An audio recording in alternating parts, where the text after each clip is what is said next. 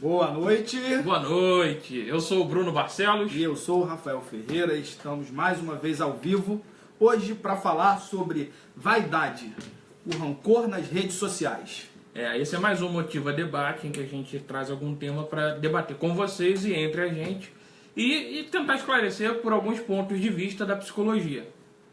Bom, esse tema ele foi motivado por conta de... Foi eu que dei a ideia para o Bruno, e aí a gente aceitou fazer esse debate pelo motivo de... A gente percebeu muita gente que nós conhecemos que são pessoas tímidas, são pessoas que falam pouco, são pessoas têm mais dificuldade de se expor, mas que na internet aparece uma coragem, uma vontade de se expor de uma forma que aí a gente foi procurar e tentar entender como que isso acontece. Essa forma das pessoas se expressarem na internet tem chamado muita atenção de várias pessoas, de pessoas usuários comuns, eu e você, mas também de profissionais de psicologia, de psicanálise, sociólogos, para tentar entender o que é essa mudança de comportamento que está sendo ocasionada pelo uso das redes sociais, né? Que é uma mudança muito recente. Celular deve existir há 20 e poucos anos, não muito mais do que isso. E com o celular veio a internet, que é mais recente ainda, 10, 15 anos atrás que começou a internet. E tudo isso tem trazido uma mudança muito forte de comportamentos.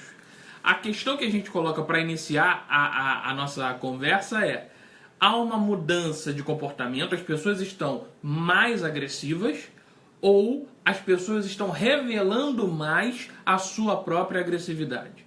Eu acho que esse é um ponto inicial para a gente pensar no nosso debate de hoje. Dá continuidade que eu só estou compartilhando aqui. Perfeito. E quem já está online, a gente pede para que faça o mesmo, vá compartilhando nas suas redes, para que mais pessoas possam entrar e poder debater com a gente. Quando a gente pensa em questão do rancor, do sentimento de rancor, de ódio, eu busco uma referência na psicanálise, né?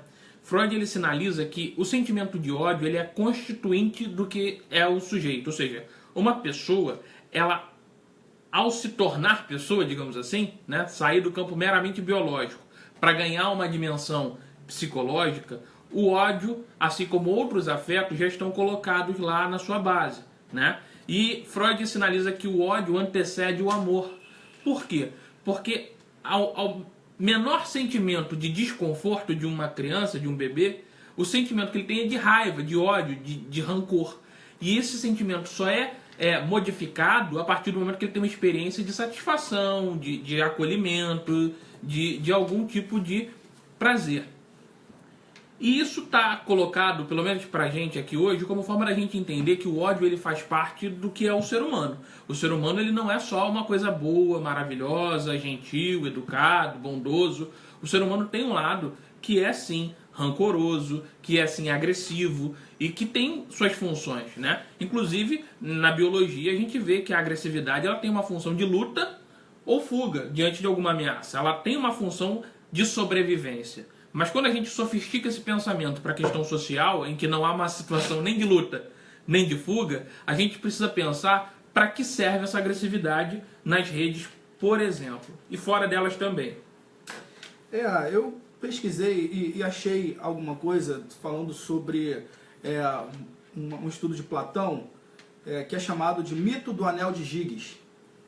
Que ele fala, até o Freud mais adiante ele vai corroborar com isso, que ninguém é justo, é honesto, é íntegro voluntariamente. As pessoas elas acabam sendo assim por conta da moral, por conta do que hoje a gente tem como as leis que regulamentam isso. Mas que quando elas têm a oportunidade de se portar de forma contrária, elas vão fazer. Isso é interessante para a gente pensar, né? Porque a gente tem até uma linha filosófica que diz que o ser humano nasce bom e a sociedade que o corrompe.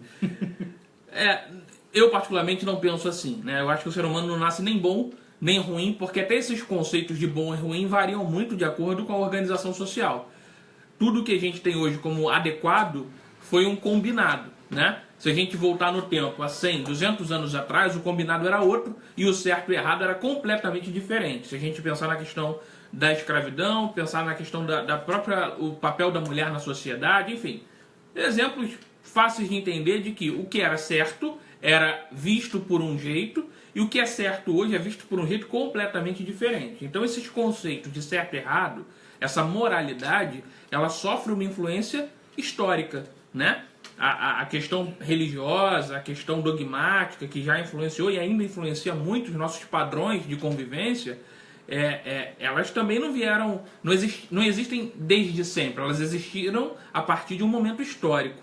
Então essa ideia de bem e mal é uma ideia interessante para a gente pensar, que ela depende do que é o acordo social vigente. Por isso que quando o Rafael fala da moralidade, das regras, das leis, elas são tão importantes para a gente balizar o nosso comportamento. Mas não só a lei no sentido jurídico, né? No sentido do que é que o juiz ou o Congresso determina, mas a questão do acordo de convivência, porque você tem regras dentro da sua casa. Você tem regras no ambiente de festa, no ambiente de trabalho, são regras que nem sempre são oficiais, estão lá enumeradas, colocadas num papel, mas elas estão colocadas de forma indireta na forma como alguém te olha, na roupa que as pessoas usam naquele ambiente. Existem vários modelos de regras que a gente absorve, nem sempre porque é dito, mas é observado. E quando a gente foge a esse modelo, a gente sente um olhar de recriminação, ou até mesmo um puxão de orelha é recebido. Isso tem sido diferente nas redes sociais. Vamos dar uma pausa para dar boa noite pro pessoal que está chegando. A Luana Barroso. Ô Luana, Luana tá bombando com o trabalho dela, né, com crianças, com terapia cognitivo-comportamental. Tô muito feliz de ver a Luana. Estamos. Tá sendo muito legal. Parabéns, Luana. A Maiara Sigognini. A Neinha Ferreira, minha mãe. Boa noite, mãe. Neinha, boa noite. E o Lincoln. Lincoln foi meu professor na faculdade. Nosso professor de terapia cognitivo-comportamental. Boa noite, Lincoln. Boa noite, Lincoln. Seja bem-vindo. Bom, então, para as pessoas que já estão online e queiram colocar algum ponto de vista, fazer alguma pergunta, fiquem à vontade para que a gente possa debater. E mais uma vez eu peço que compartilhem em suas redes para que mais pessoas possam ter acesso ao que a gente vem debatendo aí. Então, assim, a gente vai fazer uma pontuação para esclarecer o nosso tempo de raciocínio, né? O que a gente está falando é sobre rede social, que é algo extremamente, totalmente atual, contemporâneo, e que tem uma dinâmica própria. O que a gente está levantando como questão é que as regras sociais, elas existem desde sempre porque você tem que conviver. Ok, isso está claro. Só que quando você vai para o campo virtual, essas regras ganham uma elasticidade muito grande, porque você não tem um outro diretamente te olhando ou ou reagindo ao seu comportamento para te dar um feedback, para te dar um retorno do que você está fazendo como certo ou não certo, ou errado, de como está a sua conduta. Você tem a sensação de que você pode simplesmente falar o que você quiser sem muito medo de represálias. Deixa eu fazer uma colocação em relação a isso. Dois psicólogos, um chamado Justin Hepler, de uma universidade de Illinois, e a outra é Dolores Albarracin, da Pensilvânia. Elas foram fazer uma pesquisa na Universidade do Texas e elas perceberam que o anonimato ajuda as pessoas a se encorajarem, a dizer o que pensa, insultar as pessoas, pois quando tem interação, o número de demonstração de ódio diminui. E aí eu fui dar uma olhada mais a fundo sobre isso, e teve uma outra pesquisa feita por elas, que era o seguinte: as pessoas elas iam se colocando de uma forma quando o pesquisador ele não estava presente. Uhum. E elas demonstravam as suas insatisfações, se colocavam de maneira contrária e demonstrando ódio. Em um outro momento, ainda fazendo parte da pesquisa, ele começou a aparecer. Ele começou a se colocar em alguns momentos e o número de pessoas demonstrando esse ódio, ele diminuiu consideravelmente. Simplesmente porque já tinha uma pessoa ali para poder debater. Então, essa pesquisa ela demonstra de forma um pouco mais clara o quanto o anonimato ele acaba fazendo com que as pessoas se coloquem de uma forma mais... Fazendo uma pequena comparação, é como você fazer uma festinha em casa e sua mãe chegar de surpresa. Né? Isso aí. Muda completamente o comportamento de todo mundo, por mais que sua mãe seja super liberal e até saiba da festa. Mas a presença de uma pessoa da qual há um entendimento de que ela tem algum poder, ou seja de se posicionar contrário ao que você está fazendo, de recriminar, isso gera um constrangimento, ou pelo menos um sentimento de vou me resguardar um pouco mais. Só que nas redes sociais, essa figura se perde, fica diluída no meio de tantos, né? Você é só mais um comentando. Não é um anonimato 100%. Seu nome aparece, sim, você tem seu perfil no Facebook, no Instagram, no Twitter. Mas tem uma frase muito legal que eu peguei aqui que assim, é uma luva para o que a gente está falando. A sensação de impunidade, ela abre margem para uma interpretação equivocada de liberdade. Acho que vale a pena essa pergunta, né? O que é liberdade? Né? O que cada um entende como liberdade? Qual é a liberdade que a gente está falando? Claro, há uma questão da liberdade de expressão, por exemplo, sendo colocada, né? Eu tenho o direito de falar aquilo que eu penso. Até aí tudo bem. A questão é, o que eu penso? O que eu penso revela o que de mim? Revela o que da minha forma de lidar com as pessoas, de tratar o outro? Qual é o direito que eu tenho de denegrir alguém? Até que ponto vai, né? Isso é uma discussão até jurídica que gera impasses. Nos Estados Unidos agora teve uma decisão da corte deles lá, do Supremo deles, dizendo que a liberdade de expressão vence qualquer outra liberdade. Ela está acima das outras. É uma visão americana da questão. Mas a nossa visão, a sua visão, qual é? Até que ponto a gente tem o direito de falar o que pensa e até que ponto a gente precisa ter cuidado da maneira que a gente expressa os nossos pensamentos e as nossas emoções. E acima de tudo, né? Por que é tão fácil se expor na rede, que é a questão que o Rafael está levantando, por que as pessoas se sentem tão à vontade para poder colocar suas ideias e pensamentos nas redes, seja para poder defender uma ideia política, ou uma ideia filosófica, ou um conceito qualquer? Mas por que as pessoas se sentem tão à vontade em fazer isso nas redes, mas pessoalmente elas se travam tanto?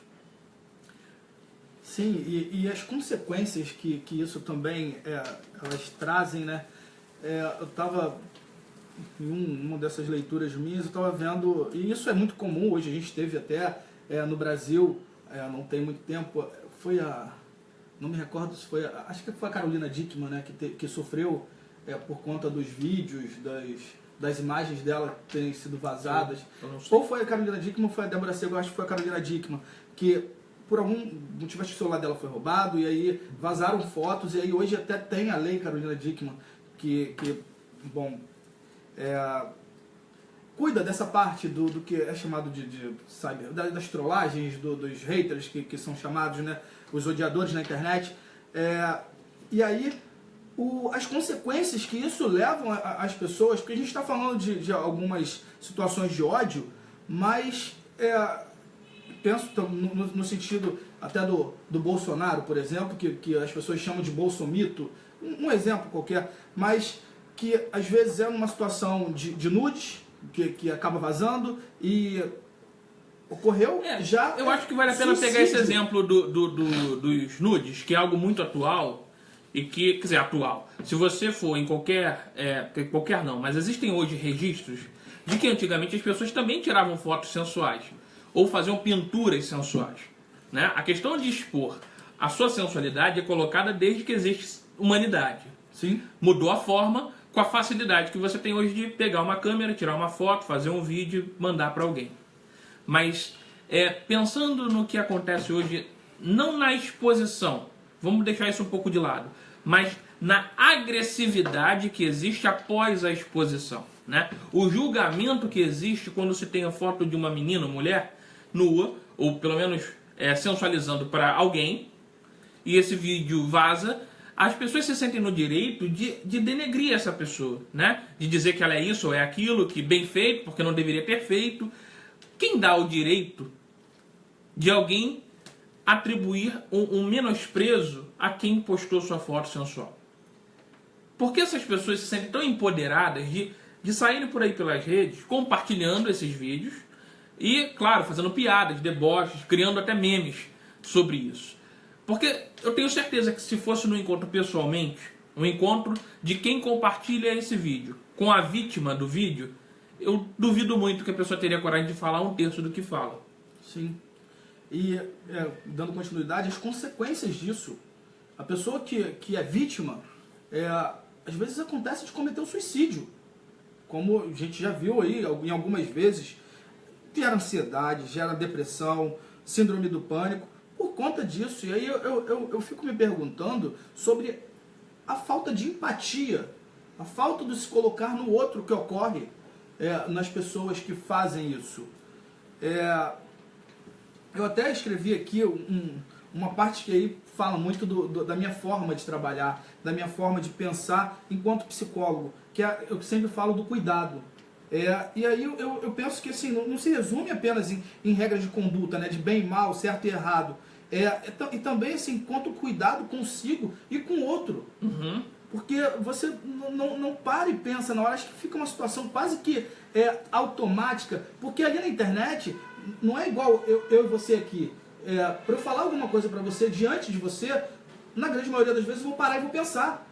Na internet você tá com o celular na mão, você tá com o computador diante de você e você faz, tipo, efeito relâmpago. Papum, foi e fez. Uhum. Então, às vezes as consequências disso só vão ser pensadas lá na frente. Mas é importante que a gente pare e pense nas consequências que isso vai tomar. E se colocar no lugar do outro, ter empatia é muito importante. Mas a empatia é uma questão complexa, né? Porque a gente só tem empatia. Boa noite, Simone, Terra. A sua mãe fez um comentário legal. Peraí, eu já volto ao meu raciocínio. Só deixa eu ler aqui o que Mas muitas vezes você posta alguma coisa que não para agredir. E muitas pessoas se ofendem por interpretação errônea. Então, a empatia, eu acho que a resposta para a Neinha entra no que eu ia dizer. A empatia, ela é muito relativa, né? A gente só é empático com quem ou com o que a gente se identifica. Se não houver identificação, não há empatia. Empatia, ela hoje é falada muito mais numa ideia romântica do que numa ideia realista, né? A gente busca a empatia enquanto uma ideia mais poética, quando que na vida cotidiana a gente não consegue ser empático o tempo todo e às vezes com situações até graves, né? Eu escrevi algum texto aí alguns dias atrás colocando como a questão de você um jovem, será que ele consegue se sentir empático com um idoso que está atrasando uma fila de um ônibus porque ele tem dificuldade com a tecnologia lá? Muito difícil. Um homem, nós homens, temos empatia com a dor do parto ou com a cólica menstrual de uma mulher? A gente não sabe o que é isso. Com a TPM, inclusive. Com a TPM. Então, assim, empatia é muito... claro, é um esforço. A gente precisa buscar este esforço de, olha, não entendo bolhufas de TPM, mas eu sei que tá ruim o negócio e eu vou respeitar. É o máximo de empatia, talvez, que dê para conseguir. Mas, realmente, se colocar no lugar de quem está sofrendo com algo que eu não posso sentir, talvez não dê. Seja um pouco fantasioso demais. Mas a gente precisa tentar pensar ok, o que é meu, que é uma coisa que o Rafael fala bastante, o que é meu e o que é do outro. Se não houver esse cuidado de separar um pouco as coisas, a gente começa a cometer o grande pecado ou erro de achar que vou tratar todo mundo como eu gosto de ser tratado. Eu estou lembrando do título que eu dei ao texto de quando a gente pensou nessa live de hoje, que foi a confusão dos mundos, o real e o virtual. Que eu vejo acontecer justamente isso. As pessoas, muitas das vezes, elas não se dão conta de onde elas estão de verdade. Eu acho que hoje as pessoas não se dão conta de quem elas são. Porque, veja bem, não importa aonde eu estou, importa quem eu sou. Se eu tiver esse discernimento de saber quem eu sou, quais são meus valores, o que eu gosto, o que eu não gosto, fica um pouquinho mais fácil eu me comportar em qualquer ambiente. Há de convir que facilita. Mas a partir do momento que as pessoas hoje, elas têm uma dificuldade enorme em construir uma identidade para elas e ficam buscando balizas sociais para poder ser alguma coisa, fica muito difícil elas terem filtros. Mas eu fico pensando também na dificuldade de encontrar uma identidade também. Explique. Bom, eu vou lembrar daquele texto que eu falei aqui me vem muito aquele lance do ser bem sucedido, que eu dei o exemplo das três situações, as pessoas elas não sabem mais quem elas são e nem o que elas querem. Então fica difícil nesse sentido. O meu problema é com o mais. Não sabem mais. Não é uma questão de saber mais. Porque assim parece que antigamente as pessoas sabiam. Mas hoje está muito pior. Eu vou pegar a fala do Lenilson na semana passada. A evolução da tecnologia, ela fez isso aqui. Mas as pessoas não acompanharam a evolução.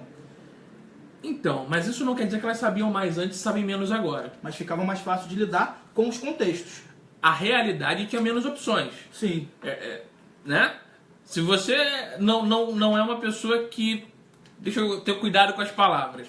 Mas a questão não é que as pessoas eram mais sábias e hoje são menos. Não é o emburrecimento das pessoas. É que, na verdade, o desafio aumentou em 10, 20 vezes. Sim. Ou antigamente as opções eram ser advogado, médico ou cuidar da roça. Em resumo, as opções eram muito mais limitadas. Hoje você pode ser surfista, você pode montar um comércio virtual, você pode vender água na praia, você pode. Há uma infinidade de opções. O desafio não é que antigamente as pessoas sabiam mais sobre elas. É que elas não precisavam saber tanto. Essa que é a questão. As condições colocadas exigiam muito menos das pessoas.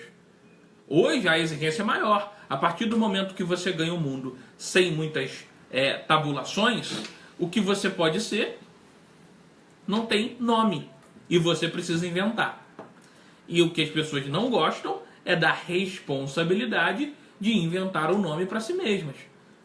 Arcar com a consequência disso. E cai tentando concluir, cai no problema de, bom, eu vou comprar um pacote pronto do que é o conceito da minha família de ser legal. Legal é você ser macho alfa, pagar as contas, trabalhar, a mulher ficar em casa, eu faço, eu aconteço, uma mulher não fala mais alto do que eu.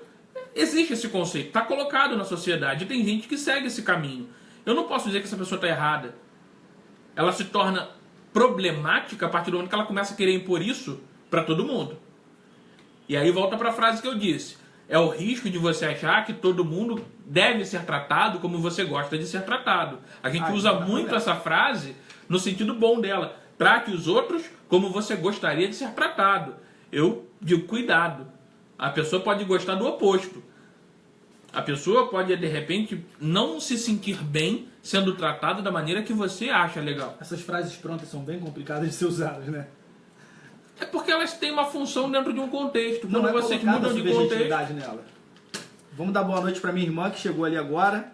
Ana Caroline também. E para Bárbara. Ângela Maia. Bárbara. Boa noite, Oi, Ângela, gente. Boa noite. Se tiverem dúvidas, comentários, pontos de vista para colocar, por favor, dividam com a gente. Eu vou dar uma cutucada nesse povo. Um tema tão atual, tão relevante, todo mundo está sempre nas redes sociais e ninguém tá participando aí. Vamos mandar pergunta pra gente, galera. Acho que tem uma coisa legal pra gente pensar, né? O Contardo Caligares, que é um psicanalista italiano, mas que vive pelo mundo, inclusive no Brasil, ele deu uma entrevista para a BBC Brasil falando que a questão de você expor suas opiniões na internet, seja seu ódio ou sua paixão louca por alguém, elas ganham validações, porque elas são curtidas, aplaudidas, comentadas, repercutidas. Hoje, todo mundo tem chance de ser famoso, porque se viralizar o seu vídeo ou a sua pequena frase ser compartilhada em um meme, você ganha uma repercussão. Então, expor algumas coisas, por mais agressivas que sejam, corre um sério risco de dar certo. E eu acho que isso faz com que mais pessoas se sintam tão à vontade e busquem por essa validação social. A Simone está fazendo aqui um comentário. Talvez antigamente nos perguntássemos menos. Éramos e pronto. Hoje nos perguntamos quem eu sou sem muito agir. Eu gostei muito da sua frase, Simone, da sua colocação. Eu acho que, de fato, a gente se pergunta mais, mas não porque queira, né? Poucos são aqueles que querem perguntar essa questão, se colocar diante do espelho e perguntar quem sou eu. Essa pergunta geralmente faz muita gente correr. Mas a vida tem nos convocado a tentar responder essa pergunta com cada desafio que surge, né? quem sou eu na fila do pão. Que é sério, né? Como é que você trata alguém numa fila? Como você trata alguém quando você está numa urgência ou quando o outro está numa urgência? Quem sou eu quando eu não estou na beleza de uma rede social ou quando eu não estou fantasiado de alguma coisa, né? Porque tem gente que acha que pela sua profissão pode colocar uma máscara. Mas a questão é que às vezes você precisa de alguma autenticidade, né? Às vezes não, na minha opinião sempre, independente do que você faça na vida. Mas para você ser autêntico, você tem que ter algum conhecimento mínimo sobre você mesmo. E isso as pessoas às vezes não querem ou não conseguem buscar, né? Pensar dá trabalho, né, Simone? Bom, dando continuidade aqui à parte do ódio ou desses comportamentos mais agressivos na internet, uma psicóloga chamada Pamela Rutledge, ela é diretora do Centro de Pesquisa de Psicologia e Mídia na Califórnia. Ela fala, eu fiz um resumo, mas ela diz que esses comportamentos eles são resultado de normalmente pessoas que têm um comportamento de impotência, frustração, e aí por conta disso eles têm uma necessidade de se impor sobre outras pessoas e acabam se utilizando das redes sociais para isso. Até porque a gente já tem conversado muito sobre a questão de que a gente vive num campo hoje social que o que prevalece é a aparência. A gente já foi do ser, já foi do ter, e hoje é uma questão de aparecer. Não importa se é seu, importa que apareça com você. Gostei, né? disso, hein? Até em vídeos aí, assim, clipes de MC alguma coisa, você vai ver que eles estão geralmente usando cordões de ouro, carros importados. Funk ostentação. Isso. Pagode também, enfim. Não, porque ele é pagodeiro, eu acho que vai falar sobre o funk, não. Em qualquer meio musical, sertanejo, até a bossa nova pode entrar nisso. Entende? Eu não estou colocando peso em nenhuma delas. Eu só estou colocando que hoje as pessoas conseguem vender uma imagem independente daquilo ser delas de verdade. Ser no sentido de revelar algo do perfil delas. É sempre algo emprestado. Isso você vê há muito tempo, né? Se você pensar no Oscar, por exemplo, as mulheres vão pro Oscar com vestidos que são doados por grandes marcas para que elas possam, sim... É uma permuta. Ela usa o vestido e vende a marca. Divulga a marca. Mas depois tem que devolver o vestido, de preferência intacto. Então, assim, a questão do aparecer está colocada em tudo, tanto nos famosos como em nós. A gente busca sempre um cuidado com a forma de aparecer. A gente edita lá a foto do Instagram para ficar mais bonita, a gente escolhe a paisagem que revele melhor a beleza do local. Do lado é tudo feio, mas a gente tira foto só do que é bonito. A gente sempre está buscando aparecer cada vez melhor. E a gente busca uma satisfação por essa aparência. E não só estética, mas a aparência de sucesso, a aparência de felicidade, a aparência de alegria, a aparência de bem-estar. Todo mundo quer vender essa ideia. E todo mundo quer comprar essa ideia. Sim. E aí a gente tem um lado que, ok, vai, a vida que segue, mas tem um lado que começa a ser problemático. Porque qual é o limite disso? Até onde cada um de nós consegue e pode ir com essa busca por vender uma imagem de sucesso e de consumir algo que revele para nós, na nossa fantasia, uma ideia de sucesso. Eu acho que essa é a grande dificuldade, o reconhecer o limite. Mas o problema é que... Conclui. Não, eu fico pensando, porque entra num campo também muito subjetivo. O que é o meu limite, o seu? Sempre. Então fica numa situação de que, bom, para mim, o meu limite pode ser um, para você outro, e aí entra os conflitos e acaba gerando a polêmica. Essa é a mágica da convivência, né? Toda convivência é subjetiva. A gente pode criar vários mecanismos objetivos. Ciência, meteorologia, celular, ondas de rádio, tudo é objetivo, é pragmático, é concreto. Mas sempre vai ter o componente humano que é subjetivo e que zoneia toda a ordem social. Michele, quanto tempo? Boa noite. Tem um comentário aqui da Marta Calazans. Boa noite, rapazes. Acho que Marta estudou com a gente na FAMAT. Acredito que a tela virtual acaba se transformando numa proteção para pessoas que queiram emitir suas opiniões, onde muitas das vezes não conseguem ou simplesmente não podem ser. Num ambiente... É que no meu celular a mensagem fica curta. Vamos concluir ali pelo computador. Tá, vamos lá. Boa noite, rapazes. Vou ler de novo. Boa noite, rapazes. Acredito que a tela virtual acaba se transformando numa proteção para pessoas que queiram emitir suas opiniões, onde muitas das vezes não conseguem ou simplesmente não podem ser. no ambiente de trabalho, por exemplo, é um lugar onde muitas delas acabam adotando um perfil de personalidade diferente do que elas realmente possuem, talvez devido ao lugar ou cargo que elas ocupam. E isso, de certa forma, gera muitas consequências nas relações. E, além disso, existe a questão da insegurança dessa pessoa de sustentar a palavra, as suas próprias responsabilidades. Bruno, você fez uma excelente explanação sobre isso. Muito bom. Eu fiquei pensando aqui, enquanto eu estava lendo, trazendo isso para as relações amorosas, inclusive, principalmente no início. As pessoas elas ficam se privando ou elas não têm coragem de falar determinadas coisas que têm vontade umas para as outras, mas no WhatsApp, no Facebook, parece outra pessoa ali. A gente, olha, eu acho que tem uma curiosidade, né? Enquanto a gente hoje pode dizer que vive uma sociedade do olhar, todo mundo quer ser visto e todo mundo quer ver tudo que acontece na casa dos outros, inclusive pelos vídeos que a gente posta, a gente, diante do olhar do outro, o olhar pessoal, físico, a gente desvia o nosso olhar. A gente não sabe como ficar encarando, né, o outro. A gente vai olhar pro canto do olho, olhar pro nariz, vai olhar pra boca, vai olhar pro lado, mas olhar no olho é complicado. E essa é uma questão muito curiosa, é um paradoxo da nossa contemporaneidade. Enquanto todo mundo quer ser visto, ninguém quer olhar olho no olho. Todo mundo foge desse confronto. O que eu quero, né? Eu quero olhar... Enfim. Porque o olhar revela, né? Usando o exemplo do casal que se apaixona, ou pelo menos está numa situação de conquista, o olhar te denuncia. Sim. A partir do momento que você tem uma forma de ver sem denunciar o seu olhar, que é isso aqui, você pode ver o mundo sem ninguém saber que você está vendo. É verdade. Então você consegue ter mais coragem para expor ideias, pensamentos e até cometer certos erros. Cara, eu vou dar boa noite pro Anderson. O Anderson, ele trabalhou comigo há anos.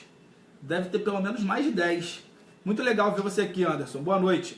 Ele tá fazendo uma colocação que é: boa noite, rapazes. A galera, através das redes sociais, estão se transformando em personagens da sua própria vida. Grande abraço. Outro para você, Anderson. Eu concordo. Também concordo. As pessoas estão... Veja bem, eu não acho de todo ruim, tá? É uma opinião pessoal. Eu não acho de todo ruim a gente buscar ser personagem. Até que ponto? A questão é qual o personagem que a gente está criando e qual o lugar dele na cena. Muitas pessoas são personagens. O problema é que elas não conseguem administrar a vida delas com esse personagem, porque elas não são protagonistas nessa história. Porque ela precisa dar conta desse personagem que ela cria, né? Porque, sinceramente, todo mundo é um personagem. Eu sou um personagem psicólogo. Eu sou um personagem filho. Eu sou um personagem marido. Em cada lugar eu ocupo um papel. E eu preciso exercer funções diante desse papel que eu me comprometi a assumir. Portanto, de fato, eu assumo papéis, personagens. O que está em jogo é que a gente precisa, sim, ter uma conexão entre esses personagens. Alguma coisa tem que ser autêntico. Porque se for tudo só da boca para fora, uma hora vai corroer esses personagens todos. Tô gostando de ver. Agora o debate está entre todo mundo. A Simone tá falando aqui sobre a colocação do Anderson, dizendo que gostou do que ele falou sobre personagens da sua própria vida nas redes sociais, mas não vejo problema nisso se a coisa for apenas um lazer. Eu acho que vai além disso, não só um lazer, mas como o Bruno acabou de falar, Simone, o comprometimento desse personagem que você acaba se empoderando, se apropriando dele. Você precisa dar conta. No lazer ou além disso, no lazer, nas responsabilidades, porque se você é filho, você precisa ter as responsabilidades de um filho. Se você é marido, também. Se você é um psicólogo, da mesma forma. Então, não há problema nenhum de fato, pelo menos eu penso assim, o Bruno acabou de falar também, mas que você precisa dar conta disso. A Marta falou muito bom, Rafael, isso aí, dar conta do personagem, é o que eu acabei de falar. E a Simone, ela assumir a responsabilidade por esse personagem. Porque tem gente que é personagem, mas nem sabe o que é. Tem gente que é personagem da família. O que eu quero dizer com isso? A família define o papel para essa pessoa e ela cumpre, sem nem refletir se aquilo tem a ver com ela. Tem gente que é personagem no trabalho. É aquela pessoa que só obedece, mas sem nenhuma reflexão se aquele tipo de trabalho tem a ver com ela, se a relação está justa ou está começando a ficar abusiva. Isso serve para relacionamentos amorosos também. O problema não é o personagem, o problema é você quer ser esse personagem, você assume a responsabilidade por ele, você banca esse personagem. Lulu Santos tem uma música que diz, né, não leve o personagem para a cama, pode acabar sendo fatal. E eu acho que é legal a gente pensar nisso agora mudando o ponto, né? Por quem você se envolve? Você se envolve por alguém que é ou por alguém que finge ser? Qual é o personagem que você leva para casa? Quem são as pessoas que você busca como vínculo? São as pessoas que falam aquilo que elas pensam ou são as pessoas que falam aquilo que te agradam? Você busca elogio ou você suporta certas críticas? Eu costumo pensar que tem dois perfis básicos de forma de funcionar. Tem pessoas que se movem por elogios e tem pessoas que se movem por metas pessoais. Geralmente, quem se move por elogio, geralmente é mais agradável. Elas geralmente não vão comprar briga, elas não vão se posicionar de uma forma muito radical, elas vão ser um pouco mais polidas. Sim. Mas geralmente quem se move por metas pessoais, elas têm metas pessoais. Tá definindo nós dois aqui na live? Você se identificou? Tá dando exemplo aqui? Não, mas é sério, independente das pessoas, eu coloco isso como algo que eu realmente penso. E eu não estou dizendo que está certo nem que está errado, cada um tem suas vantagens e suas desvantagens. A pessoa que se move por elogio, ela pode sim ser muito mais política, muito mais habilidosa em se relacionar, em ter vínculos e conseguir até extrair mais qualidade das suas relações. As pessoas que se movem por metas pessoais muitas vezes são um pouco mais objetivas e acabam tendo mais êxito nos seus projetos. Tudo tem lado bom e lado ruim. A questão, usando só esses dois exemplos para pensar, você banca qual lado? Qual é o que você sustenta? E qual que você extrai mais satisfação em ser? Eu vou retornar aqui com o assunto anterior, que eu acabei de lembrar, falando de um exemplo que eu tive esses dias, de uma pessoa que falou para mim que ela se via como uma pessoa para cima, uma pessoa alegre, uma pessoa feliz. E que isso ela percebia também através de publicações e textos que eram feitos no Facebook. E que ela teve a percepção que ela já não estava tão bem, que ela estava se vendo um pouco mais para baixo, um pouco mais triste, a partir da leitura das publicações que ela mesma estava fazendo nas redes.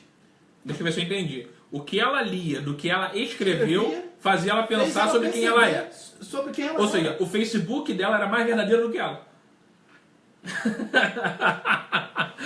Uma brincadeira, mas eu acho que vale a pena pensar, né? As pessoas às vezes acabam sendo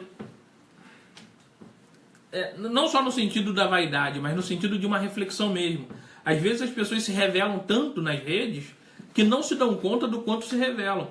E quando começam a reler ou a rever aquilo que falam, que escrevem, que postam, elas podem ter um susto, né? O Carlos Henrique, boa noite. Estou assistindo sua falta, tá sempre aí com a gente. As pessoas, por exporem suas vidas hoje em dia nas redes sociais, isso está estimulando a outra a querer ser melhor que ela. Isso é vaidade ou ambição? Boa, Carlos. Veja bem, sem dúvida há uma competitividade muito maior hoje em dia, né? A partir do momento que eu vejo uma pessoa que eu admiro ou que está lá na rede, um famoso ou um conhecido, que está fazendo algo que eu gostaria de fazer e que de alguma forma eu não me vejo capaz, em geral isso vai gerar inveja, né? Inveja, raiva, ódio, e você vai começar a ficar bem pouco amistoso com essa pessoa. Ou você pode realmente usar isso como inspiração e falar, caraca, bacana o que a pessoa fez, bacana onde essa pessoa foi, eu vou tentar saber mais para eu poder um dia também fazer isso também, ou adquirir essa capacidade, essa habilidade, eu vou me espelhar nisso e tentar construir da minha maneira uma forma de alcançar aquele objetivo. Sim. E é essa diferença entre o que você está colocando aí, né? Vaidade ou ambição. Ambas são vaidades. E ambição, geralmente as pessoas entendem muito negativamente, né? Ambição como se fosse puxar o tapete do coleguinha. Eu, particularmente, não vejo ambição dessa forma. É possível ser ambicioso sem puxar o tapete do coleguinha? Eu me acho extremamente ambicioso, graças a Deus. E acho que o problema não é ser ambicioso, o problema é você ser mau caráter. Numa linguagem popular. Muito né? bom. A questão é você ter metas, ambições, e você se programar para isso, com seus métodos, com seus meios próprios, buscando se capacitar, buscando se aprimorar, buscando ser de forma honesta, não há problema nenhum. O problema é quando você começa a trapacear para alcançar esses objetivos. É um grande desafio, né? Eu conseguir atingir o resultado sem diminuir o outro. Isso eu acho que o grande desafio da ambição. E a ambição é necessária também. Sim, lógico. Porque a maioria eu já tive vários clientes que são empresários, né? E uma das coisas que eles falam é que era muito difícil conseguir funcionário, justamente porque não tinha ambição nenhuma. Queria só o salário dele no final do mês e ir embora. Então o trabalho era de péssima qualidade porque ele não tinha perspectiva de crescimento. E hoje nas organizações isso se faz quase que necessário. Porque as pessoas elas precisam de cabeças pensantes no mundo atual, que a gente estava falando sobre a curva da tecnologia e das novidades que vão surgindo cada vez mais. Simone Terra, escrever sempre diz muito da gente. O Facebook promove certa produção textual. Se lendo no hiperreal, talvez ela reconheça ou não. Eu concordo, Simone. Eu acho que a gente pode pensar em umas qualidades desse novo modelo de relacionamento, né? O que você está colocando essa produção textual. Isso eu acho interessante, apesar de termos textos, alguns com muita qualidade, outros com pouca, as pessoas estão exercitando mais escrever. E eu acredito que elas acabam também exercitando um pouco mais o pensar, o buscar informações, o tentar, por mais que às vezes falte aí recursos, mas as pessoas tentam expor sua forma de ver a vida.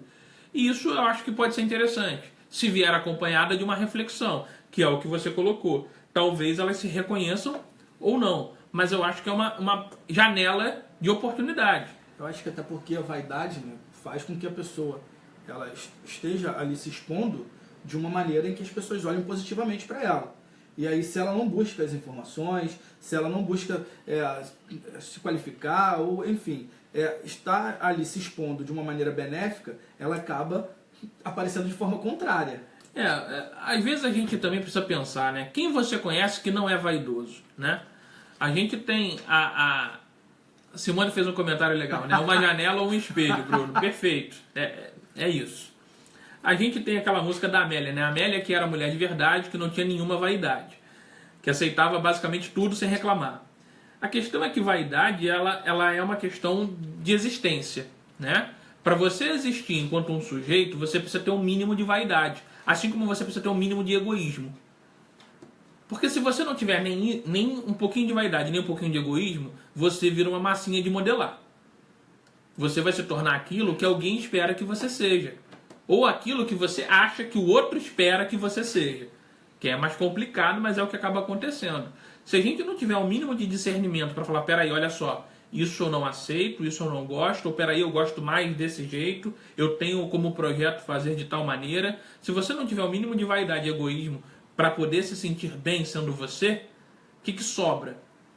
Quem você é? Que é a pergunta que a gente está fazendo desde o início. Você vai conseguir se amar? Porque o ódio hoje colocado nas redes, na minha leitura, e na leitura de alguns que eu leio, tem muito mais a ver com a dificuldade em se amar. Eu te odeio porque eu não consigo me amar com a realidade que você me impõe. A partir do momento que você tem sucesso e eu não, eu te odeio porque eu não posso me amar no meu fracasso. Então, a questão do ódio nas redes está muito mais colocada a dificuldade hoje das pessoas em se amarem, se gostarem. Hoje é muito mais fácil se odiar. Dá menos trabalho. Sim, é isso que eu ia falar, dá menos trabalho, entra nesse campo, entra nesse viés, nessa ordem do que é mais fácil eu me portar dessa forma do que eu olhar para mim mesmo e entender o que eu posso fazer diferente para que eu possa me amar mais. Bom, se eu quero ser um engenheiro, eu fico buscando, um músico, qualquer coisa. Um médico, que seja. Eu fico buscando falha nos outros para que eu possa criticar e com isso acaba sendo uma maneira de eu lidar com essa minha frustração, talvez. Sim, e com as limitações, porque ninguém é perfeito. Talvez você possa até querer algo que você não tem habilidades ou condições de executar e você vai ter que buscar adaptar. O problema das pessoas é que elas às vezes ficam malhando, como é que se diz o ditado? Dando murro em ponta de faca. Eu falo isso no consultório, olha só, eu sempre acredito nos sonhos dos meus clientes. Mas se a tentativa está sendo extensa por anos e não tem o resultado esperado, talvez esteja na hora de reprogramar a estratégia, de reavaliar se dá para ser daquele jeito ou se a gente vai ter que buscar algum mecanismo de aproximação. Quantas pessoas você conhece que passa 10 anos estudando para um concurso para ser, sei lá, juiz, que é algo bem difícil? De repente, para ser juiz não vai dar, mas para ela poder tentar algum outro nível dentro da justiça, talvez dê. Sim. Ou a pessoa queria ser médico, aí passa anos e anos estudando e tentando vestibular para ser médico e de repente não consegue. Não estou dizendo para desistir, eu estou dizendo que enquanto não consegue a sua meta principal, não dá para deixar de viver. Assim como não dá para deixar de viver, acompanhando a vida dos outros, falando, nossa, fulano é assim, fulano é assado, fulano é metido, fulano é exibido, fulano é isso. Vai cuidar da sua vida. E não é lavar louça não, porque lavar louça não resolve. Você pode lavar louça, mas se você não usar a cabeça, você vai continuar lavando louça e falando mal dos outros. A questão é você se colocar de forma propositiva a você mesmo. O que você quer para você? Essa vida que você está levando hoje te satisfaz? Você se sente bem com a vida que você está levando? O que teria que ser diferente? Eu falo isso nos grupos de idosos, pessoas com 70, 80 anos. Como está a sua vida hoje? Você está gostando da sua vida? Levar neto para o colégio, buscar neto do colégio, isso está te satisfazendo? Se tiver, segue. Mas se não tiver, o que pode ser diferente? Porque não é uma questão de tempo. Ah, mas agora não dá por causa disso ou daquilo. Tudo bem, e quando que vai dar? É muito engraçado porque você está fazendo essa pergunta, você está levando a vida que você quer e tal. Na internet, a imagem que é passada é que todo mundo está levando a vida que quer. Porque você tem... No texto que eu escrevi na semana passada, eu também coloquei um trecho disso, né? Nas redes sociais, eu posso ser aquilo que eu quero que os outros pensem que eu sou. E não que eu sou de verdade. Porque você citou aí o exemplo dos clipes, das músicas. Eu posso colocar uma foto num carrão, eu posso colocar uma foto com uma roupa extremamente sofisticada, com um cordão de ouro, mas eu sou de verdade isso. Só que aí a mensagem que eu passo para as pessoas é essa.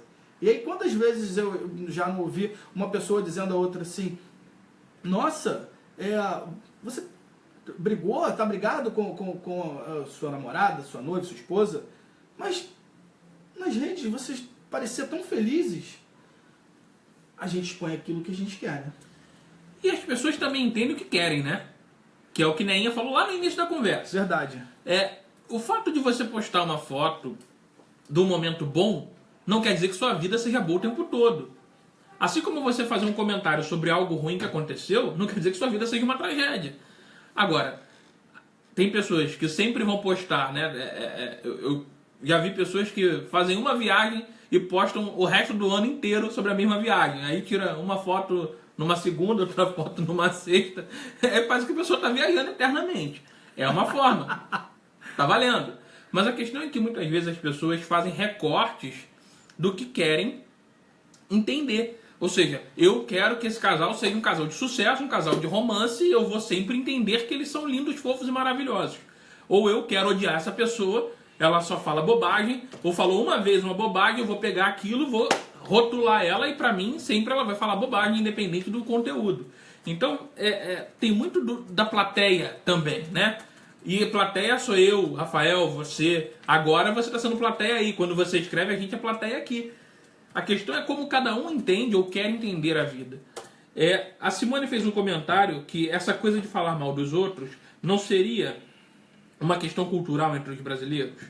Olha, Simone, eu particularmente não tenho uma vivência fora do Brasil para poder fazer uma resposta sobre isso mais profunda.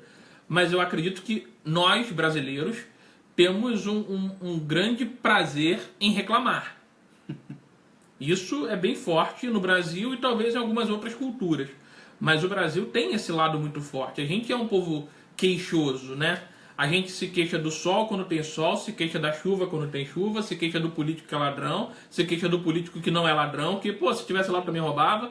Enfim, a gente se queixa, né? E é isso que faz muitas pessoas, às vezes, terem sua vida tão atrasadas, porque o tempo que elas gastam reclamando, dava para pensar em várias coisas produtivas. Mas reclamar também é necessário. Fazendo agora um outro lado dessa história, né? Muitas pessoas às vezes têm uma profunda angústia porque não se permitem falar daquilo que dói, falar daquilo que sofre, ou mesmo reclamar.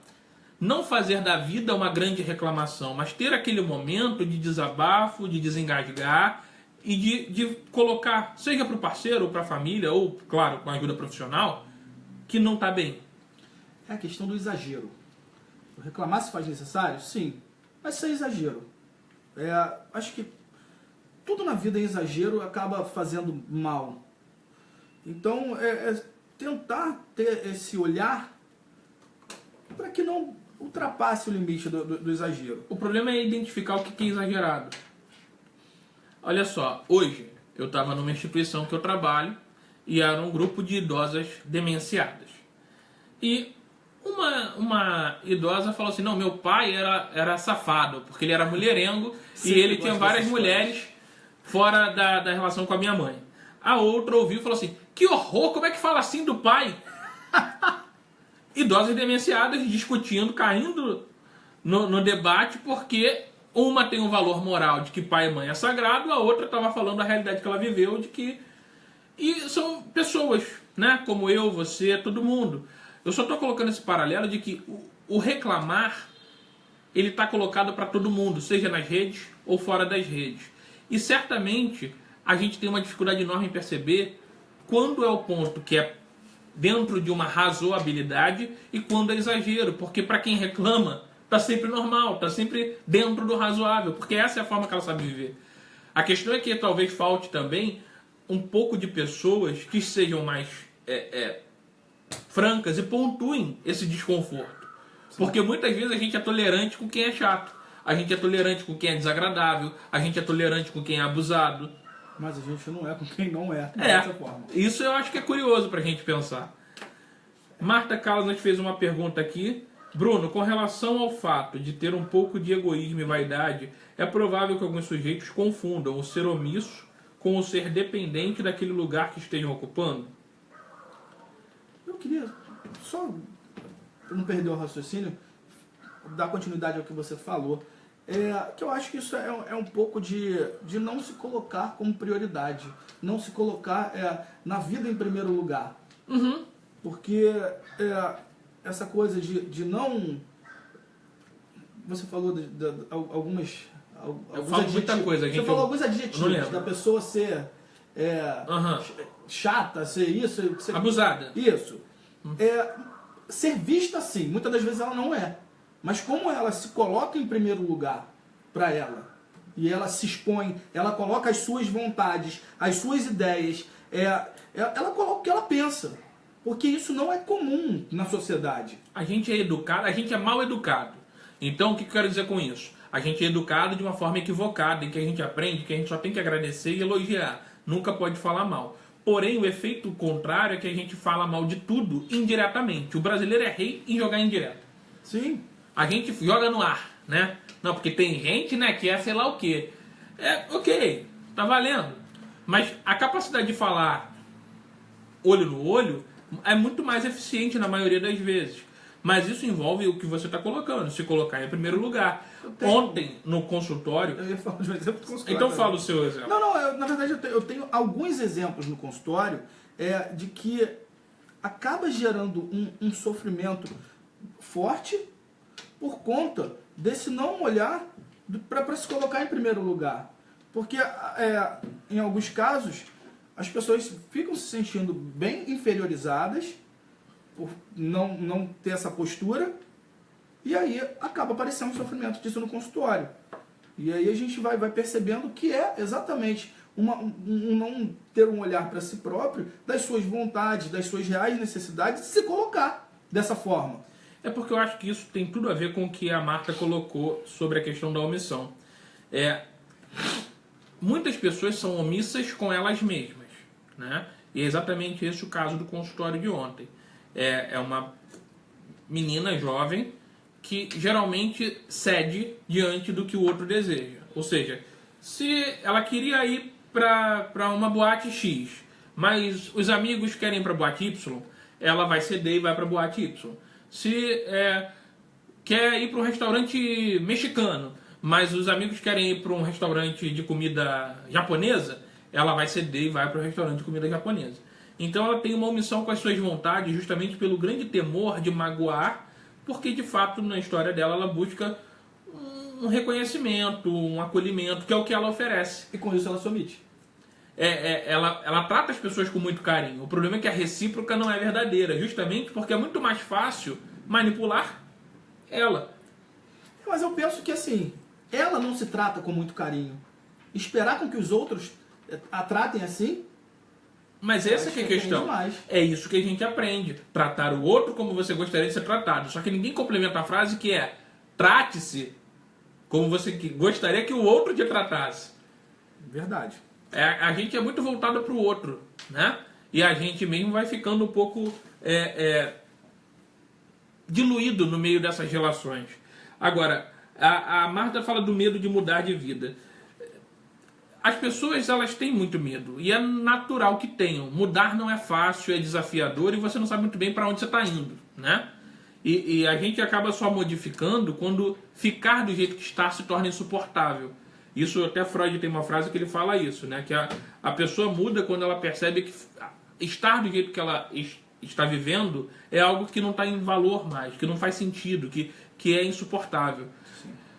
A gente torce para que as pessoas não precisem chegar nesse ponto, em que elas busquem melhorar antes do fundo do poço.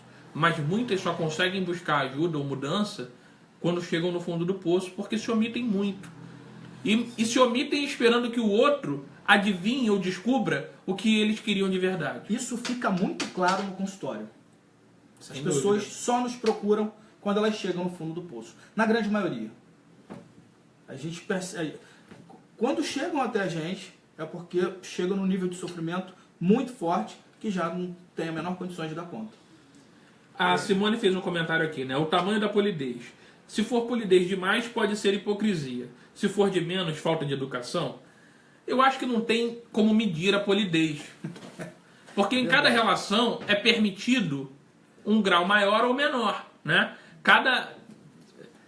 Existem relações bilaterais e relações de grupo. E em cada espaço você acaba tendo regras diferentes. Acordos diferentes, né? E isso você vai ter que ter um certo feeling de ir verificando de acordo com o que aquele espaço permite, sem necessariamente ficar passivo esperando que te digam qual é. A maioria das vezes você vai testar e vai ser na base do acerto ou do erro que você vai descobrir se a sua polidez ou se a seu escracho ele é adequado ou não para aquele espaço, né? É a famosa intimidade. É melhor dar dinheiro do que intimidade. Verdade. Bom, Lorena está fazendo um comentário aqui. Emocionalmente falando, só busca auxílio quando a crise aparece. Exatamente. Concordo, Lorena. É por aí. É na hora que o calo aperta que as pessoas vão procurar ajuda. Mas de alguma forma, para a gente poder começar a fazer um certo fechamento dessa nossa live, o que a gente percebe hoje é que odiar está muito fácil. É muito mais simples eu demonstrar minha crítica e minha insatisfação com o que o outro faz do que eu assumir a responsabilidade de modificar a minha vida e buscar tornar a minha vida mais atraente e satisfatória para mim mesmo. E isso se torna mais forte nas redes sociais ainda. Exatamente, porque nas redes sociais você tem uma certa sensação de blindagem e, acima de tudo, uma validação do que você faz. Sempre vai ter um doido para curtir qualquer bobagem. Vou finalizar dizendo sobre um quadrinho de animação que eu vi na internet hoje. Tinha um cara desse tamanho e um outro baixinho.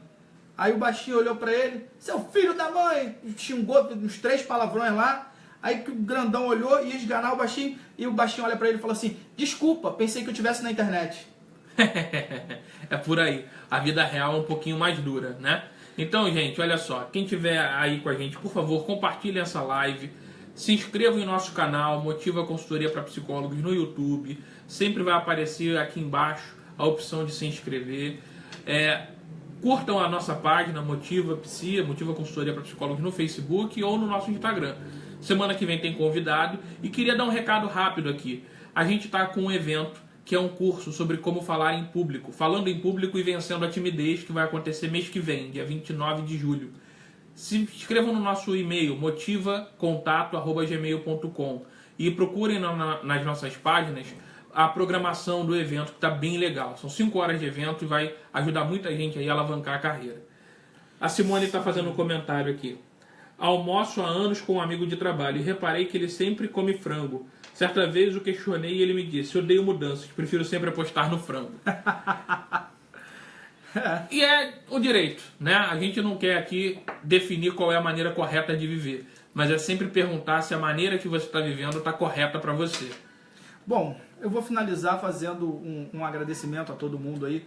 Essa deve ser a nossa 11ª ou 12ª live. 11ª. A gente tem percebido que cada vez mais as pessoas têm participado, têm debatido com a gente. Isso é muito gratificante pra gente. É muito legal ver que a ideia do nosso trabalho tem dado certo e ajudado as pessoas com informações e oferecendo um espaço de troca para todo mundo. Ficamos por aqui. Uma boa noite para todo mundo e até semana que vem. Tchau. Obrigado, gente.